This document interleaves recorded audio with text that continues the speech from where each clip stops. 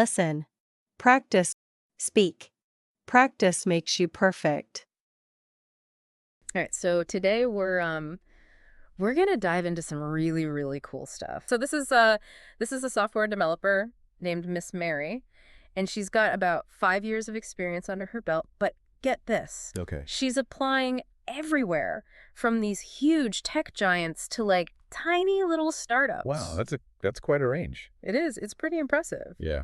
So, I mean, just thinking about it, like, how do you even approach those interviews when they're so different? Right. You know, the vibe at a massive company versus a scrappy little startup. Totally different. Totally different. Yeah. Yeah, and that's what's so fascinating about this set of transcripts Yeah. is we get to see how she adapts her strategy, Yeah. to each company. So Exactly. each situation, it's like, It's like we're getting a master class. yeah.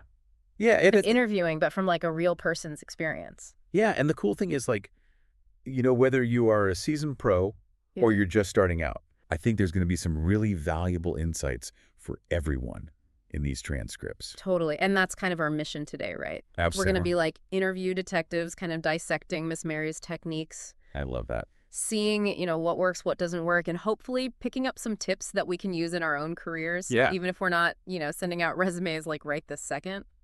Absolutely, because I think there's some absolute golden nuggets of wisdom Yeah. buried in this material. I think so too. And, one thing that jumped out at me right away was just how prepared she seems. Oh, yeah. I mean, every answer is like well structured. She's got details. She's clearly not just winging it. No, not at all. And Yeah. you can tell that it's not just like surface level preparation either. Yeah. Like Mhm. there's this one example that I noted where she brings up a recent initiative that the company had launched, Okay. and then she seamlessly connects it back to her own values. Oh, that's good. It's like she's saying, hey, I get you. I'm already aligned with what you're doing. That's smart. It's brilliant. Yeah. It makes you wonder, like, how often do we actually do that level of research before an interview? Right. I know I'm guilty of just like skimming the company website and Yeah. calling it a day. And, think about the impact that it has on the interviewer, right? Yeah. They suddenly think, wow, this candidate gets us. Right. They've actually taken the time to I know. understand what we're all about. Yeah, It's subtle, but it's so effective. it is. I'm definitely adding that to my list. Yeah. Now, another thing I noticed about Miss Mary is that she is really good at this. Like, no matter what job she's going for, she's highlighting these transferable skills. Yes. It's like she can connect the dots between her past experience and what the new role needs. It's a crucial skill, Yeah. and she does it exceptionally well. Yeah. There's one example that comes to mind where she was talking about a project where she had to like revamp a whole CRM system. Okay. Yeah. Those can be complicated. Oh, they are very complicated. Yeah.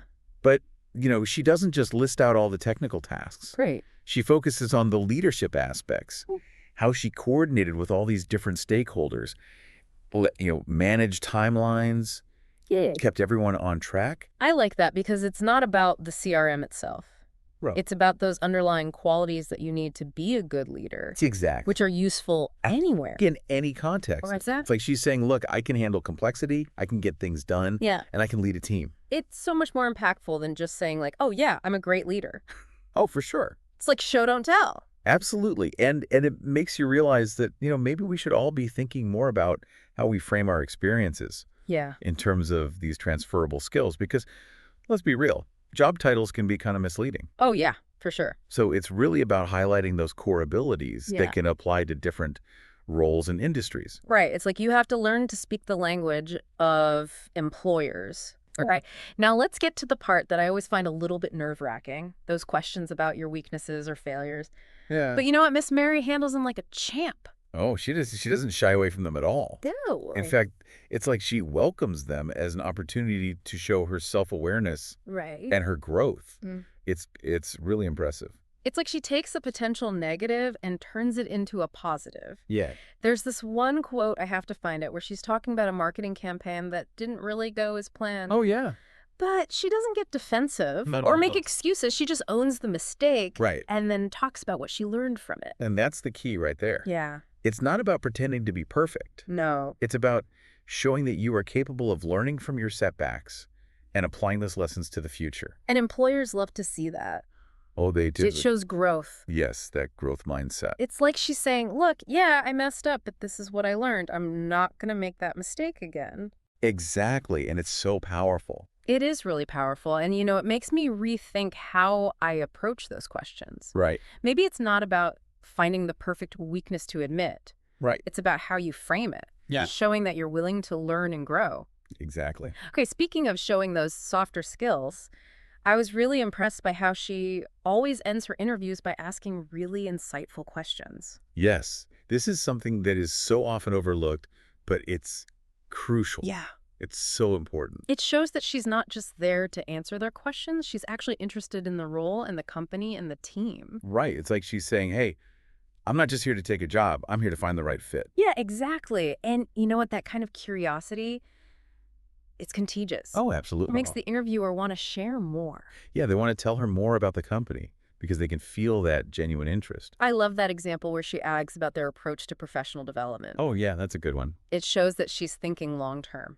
Right? She's not just looking for a job. She's looking for a place to grow. Exactly. It's like she's subtly saying, I'm here to learn. I'm here to contribute for the long haul. It also suggests that she's ambitious, Yeah. that she's thinking about her career trajectory.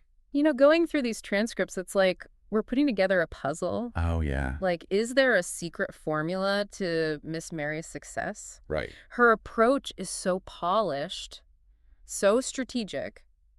It is. But is it all by design, or is there something more organic happening here? That's a great question. And it's something I've been thinking about, too, as we go through these transcripts. We see this definite shift in her communication style. Oh, really? Yeah, like in the early interviews, her answers are very concise, Okay. very focused on her core skills, and accomplishment. Right. Very, to the point. Exactly. Yeah. Yeah, as we get deeper into the stack, Yeah. it's like she starts to loosen up a bit. Okay. She incorporates more storytelling. She brings her experiences to life with these really vivid examples. Oh, I see what you mean. Yeah. Remember that anecdote where she talks about having to make this tough decision to cut ties with a vendor? Oh, yeah. They've been working with this vendor for a long time. Yeah, it was like a legacy thing. It was, but, she didn't just say, I made tough decisions. Right. She actually painted a picture of the situation, the challenges involved, the impact of her choice. It made her seem more human. Yes. More relatable.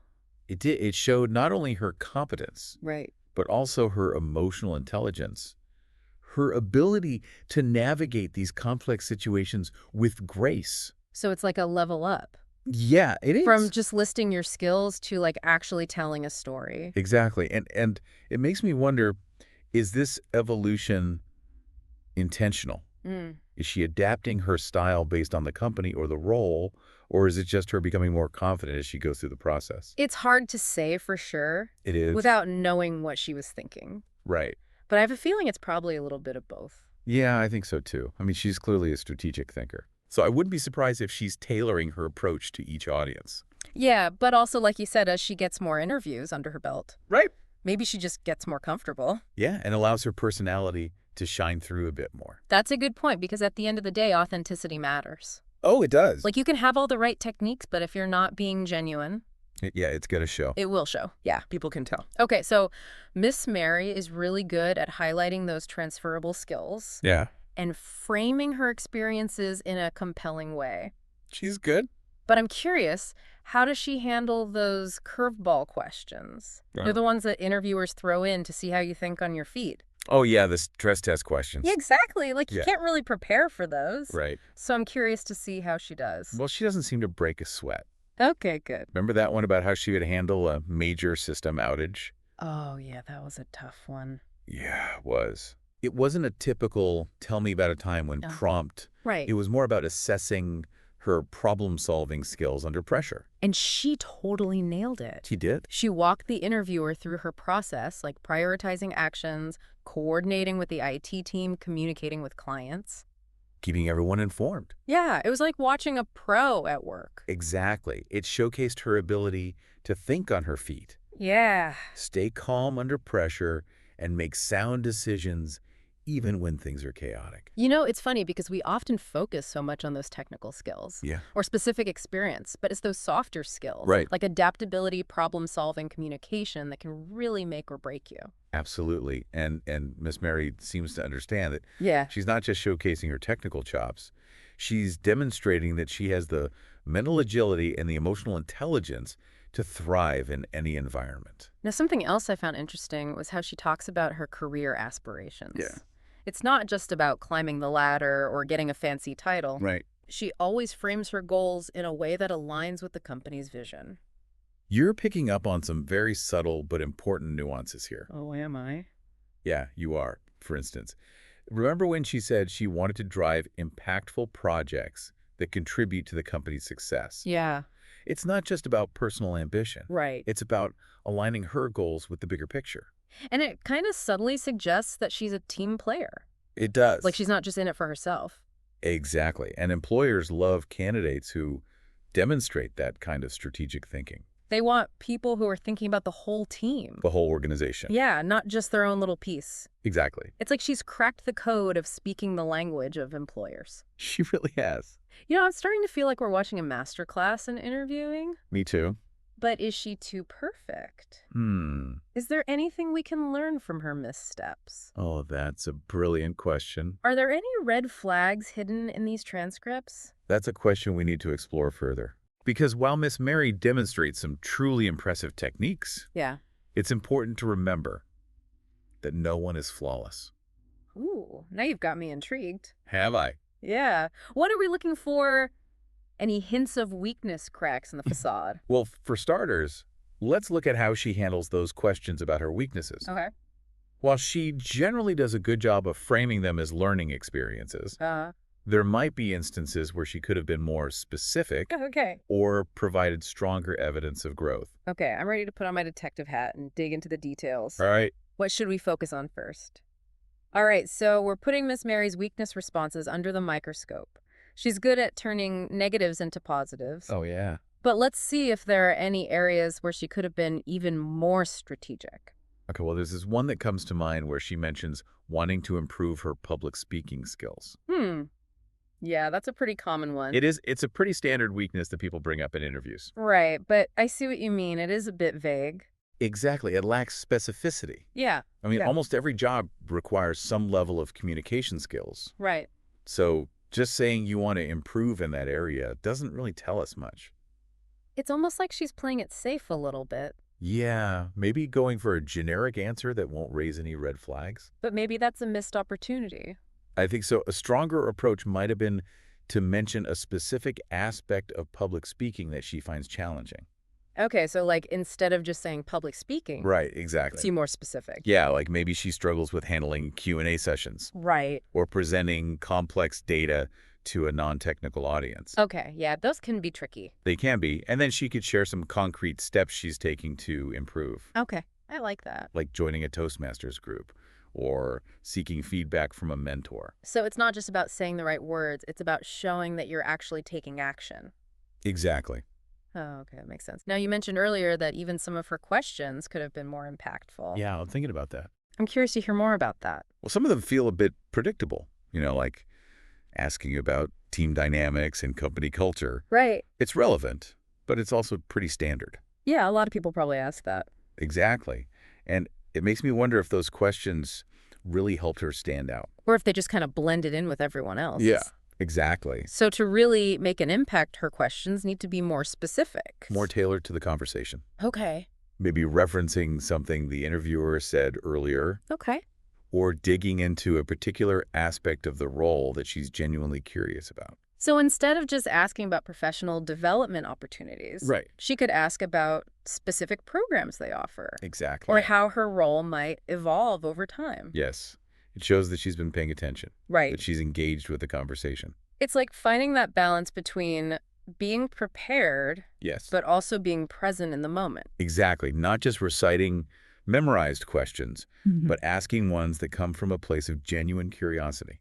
And I think that's a big takeaway from all of this. I agree. Like, we've uncovered some really great tactics from Miss Mary's interviews. Oh, yeah. She's got some good strategies. The power of preparation, how to showcase those transferable skills, framing weaknesses as opportunities for growth. Absolutely. But it's also a reminder that there's no one-size-fits-all formula. No two interviews are exactly alike. Exactly. The most compelling candidates are the ones who can bring their whole selves to the interview. Their skills, their experience, their personality. It's about finding that balance between being polished and being genuine. Right. Between showcasing your expertise and expressing your authentic curiosity. Beautifully put. So to all our listeners out there, whether you're prepping for your next big interview or just navigating your career journey, remember this. Learn from Miss Mary's tactics, but don't try to be Miss Mary. Embrace your own unique strengths, be prepared to showcase them, and never underestimate the power of authentic engagement. Couldn't have said it better myself. We hope you enjoyed this deep dive into the world of interviews. Now go out there and ace those conversations. All right, welcome to another deep dive. This time, we're tackling the sometimes tricky, always interesting world of workplace interactions. I love this. I got a ton of scenarios sent in by you guys, all from the book, Workplace Interactions, Scenarios and Solutions. And let me tell you, they cover pretty much everything. Everything. Yeah, from those, nail-biting job interviews to the whole office romance dilemma. Oh, juicy. Right. Seems like everyone's trying to crack the code on those unspoken office rules. Which honestly can be a minefield sometimes. Totally. Okay. But luckily, we have our expert here. They're practically fluent in office speak, so we're in good hands. Ready to dive in. Let's do it. Awesome. So our first scenario, we've got Lucy. She's in a job interview for this high-pressure marketing position. She starts off strong, really highlighting her experience and her, go-getter attitude. But then comes the dreaded, what's your biggest weakness question. And she says, and I quote, I sometimes struggle to keep calm and can lose control of my reactions. Oof. Honesty, good or bad move here. That's a tough one.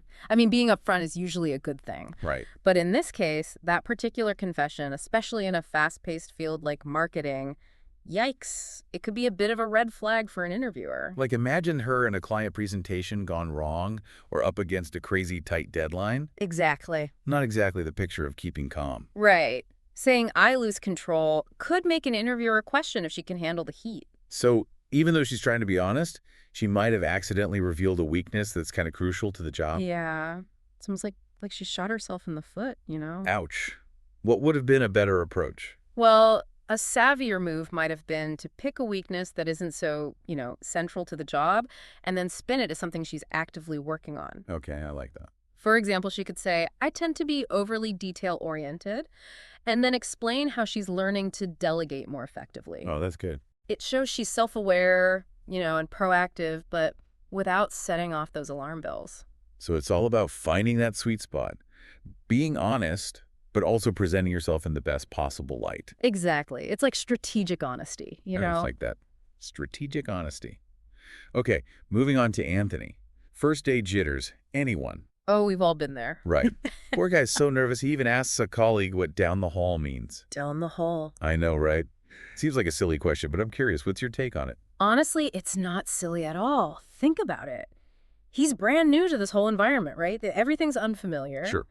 So by asking for clarification, even something small like that, he's showing he's eager to learn, avoid misunderstandings, all that. He's not afraid to ask. Exactly. It's actually a sign of intelligence and a good communication style, which is gold in any workplace. That's setting the tone for open communication from day one. Exactly that. He's saying, hey, I'm not afraid to ask for help, and I value clarity. Small action, big impact on how people see him. I'm starting to realize how much we can read into these little workplace moments. Well, totally. Okay, next up we've got Alex, also joining a new team, but this time it's all about those first impressions and navigating the social scene. The social dance. Exactly.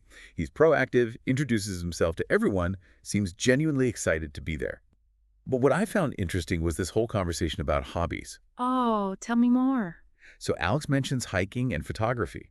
Turns out his colleagues are also big into hiking. Nice. They even start joking about what time they hit the trails, and Alex negotiates for a later start time. Find that common ground. It seems like it can really smooth those initial interactions, Oh, absolutely. Shared interests are like instant bonding agents. Right. creates a connection, opens up conversations, Yeah. the things to do outside work. Plus, notice how Alex uses humor to lighten the mood. Yeah, that's smart. It breaks the ice, makes him seem approachable, makes those points encounters feel less formal, more relaxed. It's like he's building a foundation for good relationships with his team, right from the start. Exactly. Those early connections, they can really make or break how someone settles into a new team. Makes sense. All right, let's switch gears a bit.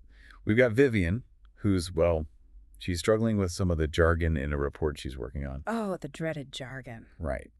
She reaches out to Tony, a colleague, to ask about terms like client feedback analysis and benchmarking, the usual suspects. What do you think about her approach? I think Vivian's doing the smart thing. Yeah. Instead of pretending to know or trying to figure it out solo, she asks for help. Straight up. Yep. Shows she's not afraid to ask questions, which is huge for learning and growth. Plus, it shows she cares about doing good work, She wants to understand those terms so she can use them right. And Tony's response, top-notch, explains everything clearly, reassures her it's normal to be confused at first. He even says you'll get the hang of it, which is so encouraging. Totally. It just goes to show how important it is to build a workplace where people feel safe asking questions, especially when they're new to a role or a team. So asking for help, it's not a weakness, it's a sign of strength. 100%. Shows intellectual humility and a desire to learn. Those are good things. Totally agree. All right, let's talk about those oops moments. The ones we all have at work. Oh, yeah. We've all been there. In this scenario, someone accidentally sends the wrong file to a client. A draft instead of the final version. Yeah. Happens to the best of us, right? Oh, for sure. Everyone makes mistakes. It's all about how you handle them. And in this case, the employee, to their credit, immediately recognizes the error and reaches out for advice. Good first step. Right. And their colleague gives some solid advice. Don't stress too much. These things happen. Just send the correct file, apologize for the mix-up, and they'll understand. Simple, but effective, right? Absolutely. And sometimes it's easy to, completely freak out when those things happen. Absolutely. So having that support network at work, someone to offer reassurance and practical advice, that's huge. And remember, owning up to a mistake and fixing it quickly often earns you way more respect than trying to hide it. Transparency is key. Big time. Okay, let's meet Jake. He's been tasked with prepping for a big meeting, but he's feeling a little overwhelmed, so he asks Lisa, a more experienced colleague, for some guidance. Smart move. And Lisa is amazing. She walks him through every single detail, from booking the room and getting handouts ready to even thinking about people's allergies. It's a masterclass in meeting prep. Seriously, she's on top of it. And it just shows the value of tapping into the knowledge of those who've been there, done that. Right. Instead of struggling alone, Jake goes for help. Shows humility, willingness to learn. Good stuff. It's like having a mentor to guide you through those potentially sticky situations. Absolutely. Speaking of Jake, we see him again, but this time he's struggling with teamwork on a group project. Group projects, the ultimate test. It seems like he's not quite grasping the whole concept of collaboration. His manager points out that Jake hasn't been participating in discussions or sharing his ideas, and Jake's response is basically, so, I sent my part. That's all it takes. Classic example of someone focusing on individual contribution and completely missing the point of teamwork. Right. He did his part, but he forgot about the team part of the equation. Exactly. Teamwork is about brainstorming, giving feedback, bouncing ideas around. It's a collective effort. Yeah. It seems like Jake needed that feedback, though, that direct conversation with his manager to understand what's really expected in a team environment. Sometimes those direct conversations, they're crucial for bridging that gap, between individual understanding and how the team operates. Totally. Okay, time for some water cooler talk. Ooh, gossip time. Not quite gossip, but close. A group of colleagues are discussing Sarah's recent promotion to team leader. What are your thoughts? It's interesting how information travels in the workplace, Yeah. even through these casual chats. And this one, it actually reveals quite a bit about the team dynamics. How so? Well, they're acknowledging Sarah's hard work, her dedication, Yeah. which creates a positive, supportive vibe, don't you think? Totally. And it highlights how important it is to celebrate those wins, big or small. Big time. Recognizing each other's accomplishments, it builds camaraderie, keeps people motivated. Makes everyone feel good. Yeah. So even casual conversations play a big role in shaping the work culture. Oh, definitely. They often reveal the, unspoken values and norms of a team. Fascinating. All right, new boss alert. Mark is the new boss, and naturally the team is a little anxious, right? Wondering what changes he might bring. Sucked in there. And then Mark walks in. What are your impressions of how he handles this first meeting? I think Mark nails it. He addresses the elephant in the room, acknowledges those anxieties head on, which is smart. Introduces himself, expresses excitement about working with the team, emphasizes collaboration and open communication. Good start. I noticed he also welcomed Emily, the newest team member, and even acknowledged Sam's positive reputation within the company. See? He's paying attention, picking up on those individual cues, showing he's genuinely interested in getting to know everyone. And by suggesting one-on-one meetings, he's creating space for more personal interaction, deeper conversations. Good to building trust. Exactly. So we've covered interviews, first-day nerves, team dynamics, new bosses. It's just the tip of the iceberg, though. Oh, there's so much more to unpack. Exactly. Next up, we're diving into lunch breaks, office gossip, and on those sticky situations when personal and professional lives collide. Can't wait. It's going to be good. All right, we're back, ready to dive deeper into these workplace scenarios. Absolutely. Last time we were talking about team activities and creating a positive work environment. So this next one actually takes us out of the office. Out of the office. Yeah, we've got a team heading out for a hiking trip. Ah, nice. It's a team building thing. Yeah. What are your thoughts on using outdoor activities like this, for team building? Oh, I think it's brilliant. It just breaks down those office walls, gets everyone out in a relaxed, natural setting. Right. Hiking especially. I mean, you get exercise, fresh air. You're working together toward a common goal. What's not to love? Totally. Yeah. In this scenario, we've got Katie. She's sharing her hiking expertise with the rest of the team, like tips on what to wear, what to bring, all that stuff. She sounds like a pro. She even suggests adding a scavenger hunt just to up the fun factor. Oh, I love that. It's not only is she sharing her knowledge and her passion, but she's also taking the initiative, right? That's a leadership quality right there. Totally. She's making the whole experience more inclusive and definitely more memorable. Yeah. Okay, shifting gears a bit. We've got a scenario that requires a little more delicacy. Ooh. It's our office romance couple again. Still trying to figure out how to manage their relationship, keep things discreet. They're even debating if having lunch together is too risky. I can see why they'd be worried. Right. Talk about those personal and professional lives colliding.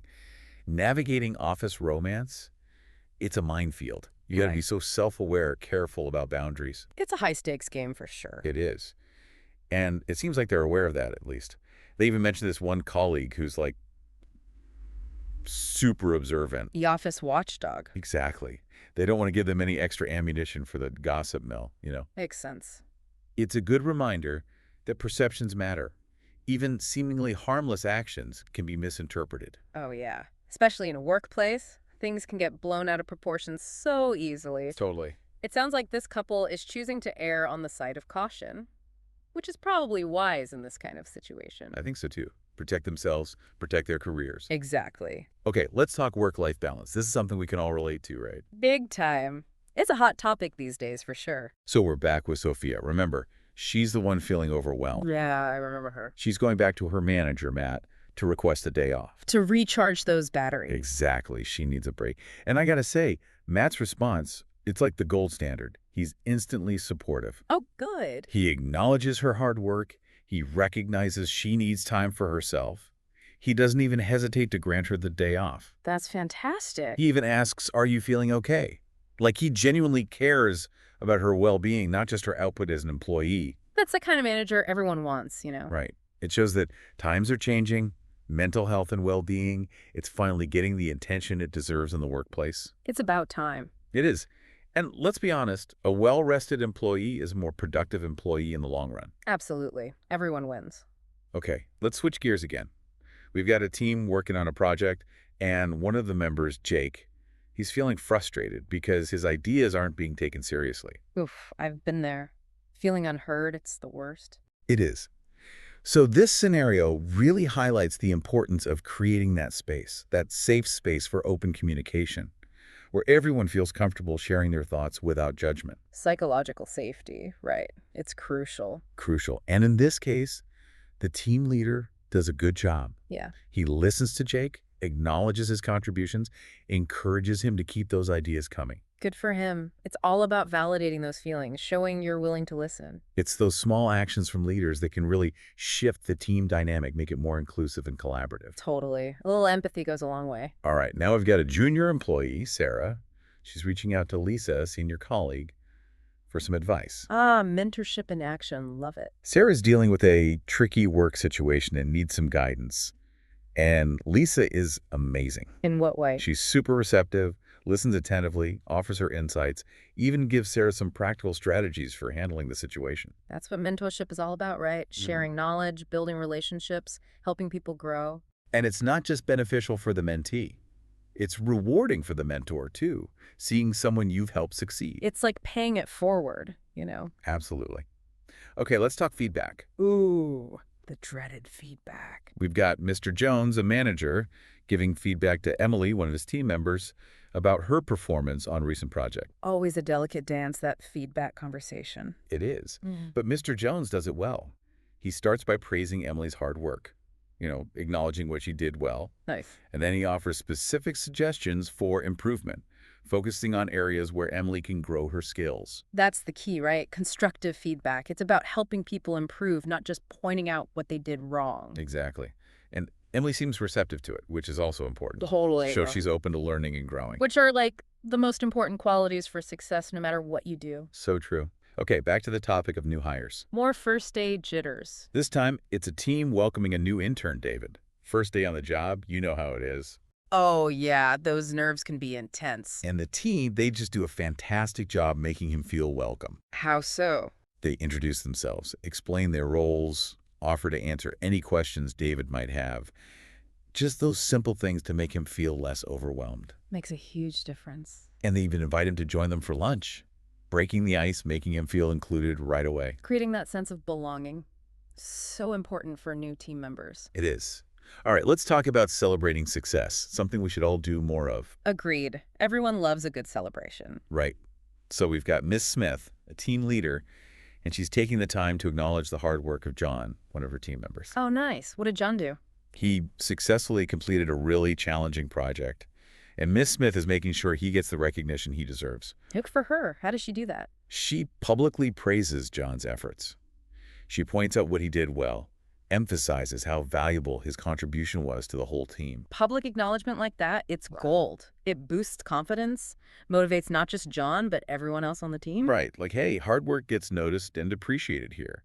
It creates such a positive vibe. Totally. Little praise goes a long way. It really does. Okay, let's talk about work-life balance again. Another one of my favorite topics. This time, we've got Mark, who's approaching his manager, Susan, about a flexible work schedule. Okay, interesting. Mark needs a schedule that allows him to better manage his family responsibilities. That juggling act, work and family.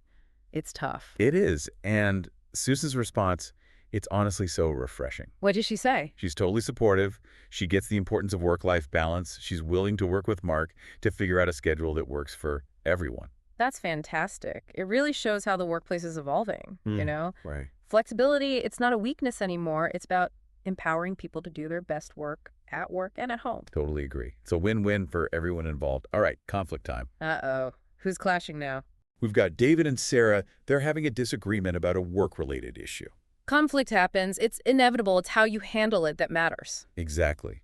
And in this case, David and Sarah, they do a pretty good job. Yeah. Instead of, letting things escalate, they take a step back, they listen to each other's points of view, try to find some common ground. That's so important. They're willing to compromise to find a solution that works for both of them. Mature conflict resolution skills right there. Right. And in the end, it seems like they actually come to a resolution they both feel good about. That's a win. Everyone walks away happy. Okay, let's wrap up this section with a little more mentorship. Okay, love a good mentor story. This time, it's Mr. Thompson, a senior employee, taking Emily, a junior colleague, under his wing. He's offering guidance, support, sharing those nuggets of wisdom from his years of experience. That's so valuable. It's like a shortcut to learning the ropes, avoiding those common pitfalls. Right. And Emily is eager to learn, which makes all the difference.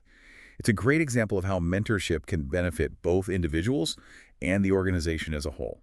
It's a beautiful cycle. We've covered so much ground in this deep dive. From interviews to team dynamics to work-life balance, it's amazing how these small moments can really shape our workplace experiences. It's all about the details, Yeah. right? Those small gestures, words of encouragement, taking the time to listen. Those are the things that can make a world of difference. Absolutely. It's about creating a workplace where everyone feels valued and respected. Okay, time for another quick break. Then we'll come back and wrap things up with some final thoughts and takeaways from our deep dive into workplace interactions. Sounds good. I'm ready for the grand finale. All right, we're back. Ready for the final stretch of our workplace interactions deep dive. I'm ready. We've already uncovered so much, but I'm sure there are even more insights waiting for us in these scenarios. Oh, definitely. And I think this next one is a great example of how those small, everyday interactions can have a ripple effect on the whole workplace. Okay, tell me more. Well, it's about onboarding new employees, making them feel welcome and included right from the start. Yeah, first impressions are so important. Exactly. So in this scenario, we have a new intern, David, who's clearly feeling a bit overwhelmed on his first day. New faces, new environment. It can be a lot to take in. I remember my first internship. I was a bundle of nerves. We've all been there. But the good news is that the team in this scenario, they do a really fantastic job of putting David at ease. Oh, good. How do they do that? Well, first, they all introduce themselves. They explain their roles on the team, in simple terms, not too much jargon. Makes sense. You don't want to overload him with information on day one. Exactly. And they're super open to answering any questions David might have. They even invite him to join them for lunch. Oh, that's nice. A little team bonding over lunch. It's those little gestures that make a big difference. It's like, hey, you're one of us now. Totally. It sets the tone for a welcoming and supportive environment. Exactly. Okay, let's shift gears a bit and talk about something that's super important but often overlooked. Celebrating successes. Oh, I'm all about celebrating wins, big or small. Me too. It's so important for morale, It keeps people motivated, makes them feel appreciated. It makes coming to work more enjoyable, for sure. Exactly. So in this scenario, we have a team leader, Miss Smith, who's taking the time to acknowledge the hard work of one of her team members, John. Oh, nice. What did John do? He successfully completed a challenging project, and Miss Smith is making sure he gets the recognition he deserves. Okay, I like her already. How does she go about doing that? Well, she makes it a point to publicly acknowledge John's contributions, Yeah. In front of the team. She highlights what he did well, how his efforts benefited the whole group. It's not just a quick, good job. It's genuine and specific. I love that. It's so much more impactful when you're recognized for your specific contributions. Right. It shows that someone is paying attention, that they value your work. And think about the effect it has on the rest of the team. They see that hard work is recognized and appreciated. Yeah, like it sets a standard for excellence. Exactly. Okay, moving on. We've got a scenario that I'm sure a lot of people can relate to, especially if they're new to the working world. It's about email etiquette, or rather, those confusing email acronyms. Oh yeah, like ASCP and CC. Exactly. Those little abbreviations that seem obvious to those who use them all the time, but can be totally baffling for someone who's new to it all. It's like a secret code. Right. And in this scenario, we have Carlos, who's feeling a bit lost in a sea of acronyms. He's not sure what they mean, but he doesn't want to look silly by asking. I can totally see that happening. You want to fit in, you don't want to seem clueless. Exactly. But the good news is, Carlos doesn't let his confusion fester. He reaches out to a colleague for clarification. Good for him. That takes courage. It does. It shows initiative, a willingness to learn. And luckily, his colleague is super helpful and understanding. They explain everything in a clear and friendly way. It's a good reminder that we can all help each other out, even with those seemingly small things. Absolutely. A little patience and willingness to explain can go a long way in creating a more inclusive and supportive workplace. Well, I think that's a perfect note to wrap up this deep dive. We've explored so many facets of workplace interactions, from job interviews and first impressions to team dynamics and conflict resolution. It's been quite a journey, and hopefully our listeners have gained some valuable insights and practical tips for navigating their own workplace experiences. Absolutely. If there's one key takeaway I hope everyone remembers, it's the importance of clear communication. Yes, communication is everything. It's the foundation for healthy relationships, both personal and professional. And we've seen how those small, seemingly insignificant interactions can have a huge impact on the overall workplace culture. A kind word, a willingness to listen, a little bit of recognition, Those things can make all the difference. They really can. So, to our listeners, I encourage you to be mindful of your interactions, be kind, be supportive, and remember, we're all in this together. So well said.